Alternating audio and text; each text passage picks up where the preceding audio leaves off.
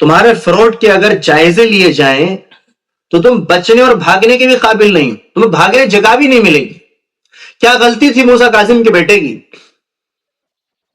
اور موسیٰ کاظم کا سہارا لے کر اور ان کی طرف جھوٹ منسوب کر کے تم لوگوں نے خدا کو جھوٹا بنا دیا، خدا کو لا علم کہا تم لوگوں نے۔ واقعہ یوں تھا، تمام رافضی بھی سن لیں اور ہمارے اہل سنت و جماعت ہمارے بھائی بھی سن لیں کہ رافضیوں کی حقیقت کیا ہے۔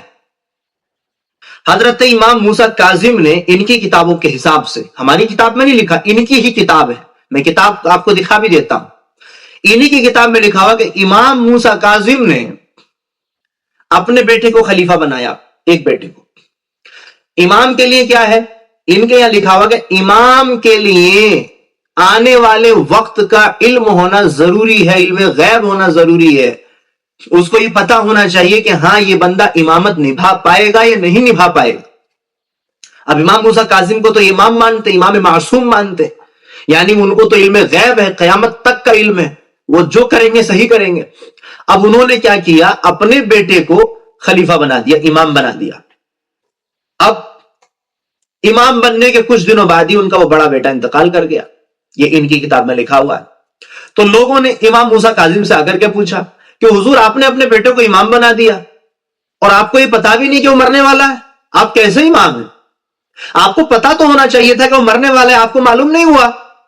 تو ان کی کتاب میں کیا لکھا ہوا ہے؟ ان کی شرارت، شیطانیت دیکھو، انہوں نے کیا لکھا؟ خود کو بچانے کے لیے امام موسیٰ کاظم نے کہا ارے میری کیا بات کرتے ہو، مجھے معلوم نہیں ہوا، یہ بات تو اللہ کو بھی معلوم نہیں ہوئی، میں ہی کیا ہوں، مجھے معلوم نہیں ہوا تو تمہیں اس بات میں بڑا تعجب ہو رہا ہے، یہ بات تو خدا کو ہی معلوم نہیں تھی کہ وہ مرنے والا ہے۔ معاذ اللہ، استغفر اللہ، ہزار بار استغفر اللہ، خدا کو معلوم ہی نہیں کہ وہ مرنے والا ہے، یہ انہی کی کتابوں میں لکھا ہوا ہے۔ جاہلوں، اللہ یاری جیسے کتوں، مر جاؤ اپنے پیشاب میں ڈوب کر، تم کیسے اماموں کو معصوم مانتے ہو؟